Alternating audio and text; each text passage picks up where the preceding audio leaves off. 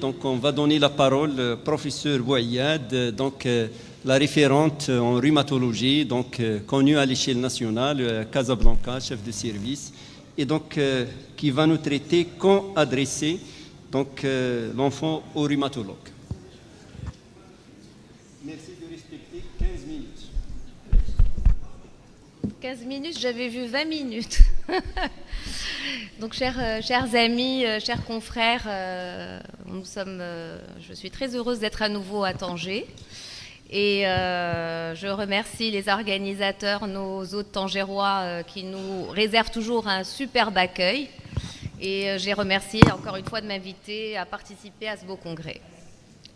Donc l'intitulé aujourd'hui, alors la session, pour cette session, la rhumatologie pédiatrique est à l'honneur. Et l'intitulé de ma présentation est quand adressé au rhumatologue pédiatre. C'est un intitulé qui m'a été proposé ou fortement suggéré par Khalid Benani. En fait, il ne m'a pas laissé le choix. Et ça m'a un peu déstabilisée parce que ça regroupe un petit peu toute la rhumatologie pédiatrique. Donc, en effet, la rhumatologie pédiatrique couvre quand même un champ pathologique très vaste. On va classer les maladies en deux grands groupes. Un premier groupe, ce serait les maladies inflammatoires à expression articulaire et ou systémique. Et donc, on va subdiviser en arthrite juvénile idiopathique, en maladies auto-immunes, en maladies auto-inflammatoires et en vascularite. Et le deuxième groupe, qui est quand même plus rare, ce sont des maladies non inflammatoires, également à expression articulaire, donc comme les maladies osseuses constitutionnelles, certaines maladies de surcharge à expression articulaire et les syndromes douloureux, et en particulier ces fameuses douleurs de croissance que nous avons tous croisées au cours de notre pratique. Donc j'ai difficilement, on va dire que l'exposé académique est difficile dans ce contexte-là, donc je vais faire quelque chose de très pratique. Et on va commencer par le premier cas clinique, c'est la jeune Hajar qui a 14 ans, qui a été hospitalisée à l'hôpital d'enfants de Casablanca en service d'hémato-onco pour un purpura thrombopénique immunologique. En février 2021, donc traitée par corticothérapie par faute de moyens, et puis qui est réhospitalisée en octobre 2021 pour des métrorragies cataclysmiques attribuées encore une fois à une rechute de purpura thrombopénique immunologique. Une fois qu'on a complètement, on va dire, écarté la cause locale par une échographie pelvienne qui a montré une vacuité utérine et des annexes normaux. Et cette fois-ci, cette petite Hajar avait une thrombopénie à 10 000 associée à une anémie profonde, normochrome normocytaire. Donc l'équipe d'hémato-onco, vu le tableau de PTI à rechute, a initié un bilan étiologique, les classiques sérologies virales, à savoir le VIH, l'hépatite B et l'hépatite C, mais aussi un bilan immunologique. Et là, donc, on tombe sur des anticorps antinucléaires positifs, des anti-DNA positifs et une consommation des fractions C3 et C4 du complément. Donc l'équipe pose le diagnostic de lupus, révélé par un purpura thrombopénique idiopathique, et puis adresse le patient au rhumatologue pédiatre, donc à notre équipe. Alors ici, en fait, mon message est le suivant, c'est que quand on a un PTI à rechute ou un PTI chronique, bien sûr, ne pas hésiter à faire un bilan étiologique, les classiques sérologies, mais savoir que le PTI peut être une porte d'entrée pour le lupus, surtout quand vous avez un contexte de grande fille en âge pubertaire ou prépubertaire. Donc deuxième cas clinique, c'est cette petite Samia qui a 14 ans et qui est adressée pour un acrosyndrome qui est déclenché par le froid. Donc on la reçoit et on demande d'emblée une capillaroscopie qui montre une réduction des anses capillaires comme vous pouvez le voir ici, avec un aspect de mégacapillaire. Et on conclut à une microangiopathie organique sévère. Et vous pouvez voir là, ça c'est une capillaroscopie normale, vous voyez la densité des anses capillaires. Donc en fait, soit vous adressez d'emblée au rhumatopédiatre quand vous avez de l'acrocyanose, soit si vous aimez la rhumato-pédiatrique, vous pouvez déjà penser faire un bilan inflammatoire et auto-immun, parce que cette situation-là est souvent précurseur de certaines maladies de type connectivite, et en particulier la sclérodermie, le lupus ou le syndrome des antiphospholipides. Et là, c'est un algorithme qui a été mis à jour par Brigitte Vadermenier, qui est une dame de renom en matière de rhumatologie pédiatrique. Et donc, nous, on est dans cette situation-là, c'est-à-dire acrocyanose au froid. Donc, on a deux possibilités. Soit vous avez le classique phénomène de Raynaud, et donc c'est les trois phases, la phase de cyanose, donc d'hypoxie, suivie de la phase exsangue, donc la pâleur, et puis la recoloration. Soit vous êtes dans ce qu'on appelle les engelures, c'est des doigts un petit peu boudinés et rouges, et qui est déclenché par les épisodes de froid. Donc, dans tous les cas, vous demandez un bilan inflammatoire, numération VSRP, un bilan immunologique, antinucléaire et de spécificité dans le cas de la sclérodermie, de la dermatomyosite, du lupus et du syndrome des antiphospholipides. La capillaroscopie est importante parce que tout de suite, vous vous mettez dans le cadre, est-ce que je suis dans une microangiopathie organique ou pas? Et puis, parfois même une biopsie cutanée. Alors, il y a trois situations. Soit le bilan est normal, et là, on est dans une acrocyanose, un syndrome, un phénomène de Raynaud primitif. Soit, deuxième situation extrêmement rare, voire exceptionnelle, et c'est un contexte particulier. Vous avez un enfant qui a un retard du développement, qui a de la spasticité, et qui a tous les traits d'un syndrome lupique. C'est ce qu'on appelle le syndrome des Cardi-Gouttière, qui est un syndrome génétique, dont le diagnostic n'est confirmé que génétiquement, qui est de très mauvais pronostics. Et puis vous avez la troisième situation, c'est la situation de notre grande fille. Sachez que quand vous avez de l'acrocyanose avec une microangiopathie organique et des anticorps antinucléaires positifs, c'est une malade qui va finir probablement par développer une sclérodermie.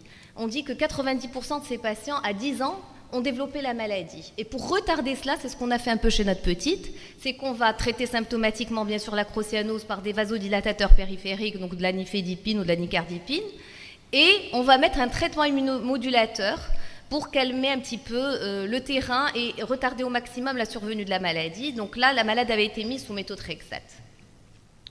Donc, troisième cas clinique, c'est une patiente qui a été hospitalisée chez nous en février 2022, c'est Ilhem, pour une impotence fonctionnelle totale et des lésions cutanées. Et voilà comment elle était. Cette petite, on ne le voit pas très bien, mais elle avait un visage érythémateux, rouge, surtout avec de l'œdème en périorbitaire. Elle avait des lésions là de type vascularite, des lésions de perte cutanée, comme vous pouvez le voir, et puis de la vascularite un petit peu partout. Donc, on était frappé à l'examen, en dehors de cette atteinte cutanée, par une hypotonie cervicale. Elle ne tenait pas la tête, elle n'arrivait pas à passer de la position assise à la position, de la position couchée, à la position assise. Pour confirmer l'atteinte musculaire, on s'est aidé d'enzymes musculaires, elles étaient un petit peu élevées, d'un NEMG qui montrait un tracé franchement myogène et d'une biopsie musculaire qui montrait des infiltrats inflammatoires, qui confirmait qu'on était bien dans une myosite inflammatoire qui pouvait être compatible avec quel diagnostic? Dermatomyosite, absolument. Donc voilà, ça c'est la lésion cutanée classique de la dermatomyosite. Alors, c'est ce qu'on appelle l'œdème héliotrope. Alors ça, cette petite fille, elle a démarré à 2 ans, sa dermatomyosite, celle-ci à 15 mois. C'est très rare qu'on démarre aussitôt dans la vie. Ça, c'est un grand garçon qui a démarré à 11 ans, et on voit bien, donc, ces enfants se ressemblent quasiment. Vous avez les autres types de lésions, ce sont ce qu'on appelle les nodules de Gautron. Ce sont des lésions érythémato-squameuses qui vont être situées au niveau des phases d'extension des IPP, MCP et IPD. Et puis, à côté, là, c'est la phase cicatricielle. On a des lésions achromiques. La même chose au niveau des genoux, avec quand même des lésions de calcinose, comme vous pouvez le constater ici, et ici au niveau du coude. Donc, quand vous avez ce type de lésion, c'est pas la peine de faire traîner le patient, adressez-le au rhumatopédiatre, parce qu'en fait, c'est des maladies rares. Il faut que ce soit des équipes expertes qui aient l'habitude de ce type de patient. Voilà, on se chargera de confirmer l'atteinte musculaire articulaire et de faire le bilan en conséquence. Je passe au 4e cas clinique. Là, on part des connectivites pour aller vers d'autres maladies. Et là, c'est le petit Selmen, qui est actuellement âgé de 4 ans et 9 mois, qui nous a été adressé à l'âge de 9 mois pour des fièvres récurrentes inexpliquées. Dans les antécédents, Selmen avait un cousin qui présentait les mêmes symptômes et un grand-père maternel qui avait des fièvres prolongées, mais jamais diagnostiquées. Donc, quand on reprend l'interrogatoire, Selmen a commencé ses fièvres inexpliquées à partir de l'âge de 4 mois. Et il a été vu au service d'immunologie clinique où les équipes ont pu écarter le déficit immunitaire et nous l'ont adressé. Et donc, il faisait des crises fébriles dites stéréotypées, parce qu'en fait, c'était toujours la même durée, de 4 à 5 jours, déclenchées systématiquement soit par de la vaccination, soit par des infections. Et il avait systématiquement des adénopathies cervicales lors de ces crises fébriles. Et à l'examen clinique, quand on l'a vu la première fois, Selmen était extrêmement hypotrophe. À 9 mois, il pesait 5,5 kg. Et il avait une hépatoïnsphlénomégalie et un paquet ganglionnaire douloureux au niveau du cou. Donc là, devant ces fièvres récurrentes stéréotypées, ce contexte familial, on a évoqué une maladie auto-inflammatoire. Quel type de maladie auto-inflammatoire? Première chose, on s'est dit on va confirmer déjà le contexte inflammatoire. Et donc on fait un bilan inflammatoire. Cet enfant avait une VS à 34, une CRP à 144 et une sérum amyloïde A, qui est une excellente protéine de l'inflammation, qui était élevée. Donc on a confirmé notre contexte inflammatoire et là on se dirigeait vers un diagnostic de maladie auto-inflammatoire. Peut-être pas la FMF, ça ne ressemble pas beaucoup à la FMF. Il y a une autre maladie qui a transmission autosomique récessive, qui est le déficit en mévalonate kinase. Et donc là, on a pensé à ce diagnostic et on a demandé un dosage de l'acide mévalonique dans les urines qui se fait le 2e jour de la fièvre et qui a révélé un taux très élevé d'acide mévalonique, nous confortant le diagnostic de déficit en mévalonate kinase. Alors on a eu un délai diagnostique finalement de 5 mois et notre premier malade MKD en fait a été diagnostiqué après un délai de 10 ans. Donc ça fait que 4-5 ans qu'on les diagnostique rapidement. Donc pour le diagnostic, nous au Maroc, ce qu'on a entre les mains, c'est le dosage de l'acide mévalonique dans les urines, mais idéalement pour confirmer, c'est un diagnostic génétique ou encore un dosage de l'activité enzymatique de la mévalonate kinase.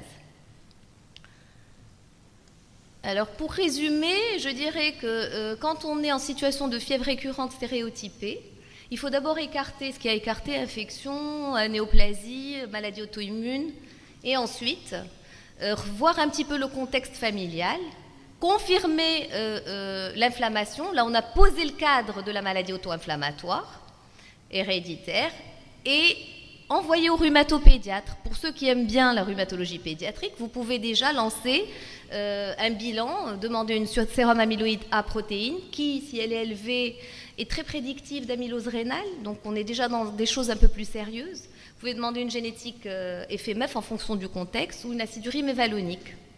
Donc soit ce bilan était contributif, non contributif, et donc là, envoyé au rhumatopédiatre qui va explorer un peu plus, soit il est contributif et vous pouvez traiter donc, en fonction de la maladie. Colchicine pour la FMF, INS de première intention pour le MKD et corticothérapie, une seule dose, une seule prise pour le Marshall. Donc dans tous les cas, je recommande quand même qu'on l'adresse au final au rhumatopédiatre parce qu'il faut un suivi, parfois les malades répondent mal, il faut un renforcement thérapeutique et surtout pour l'éducation de la famille, ce sont des maladies génétiques avec des possibilités de complications de type amylose rénale. Donc peut-être pour le suivi qu'il ait un suivi parallèle avec un rhumatopédiatre. Cas clinique 5, c'est Abdelrahim, qui a 11 ans, qui a été admis chez nous pour un érythème noueux des jambes, qui évoluait déjà depuis 3 mois. Alors quand on a refait l'interrogatoire, il avait des douleurs abdominales, il avait des diarrhées, il pesait 25 kg, donc moins de déviation standard, il était fébrile à 39, et comme vous pouvez le voir, il avait des nodules sous-cutanés au niveau des membres inférieurs. On a confirmé le syndrome inflammatoire, comme vous pouvez le constater, une VS à 62, une CRP à 170. On a écarté l'origine streptococcique, l'origine tuberculeuse, et on a demandé un bilan de Mickey. Et là, voilà, calprotectine extrêmement élevée, échographie abdominale qui montre un épaississement iléocécal. On l'a adressé chez les gastropédiatres.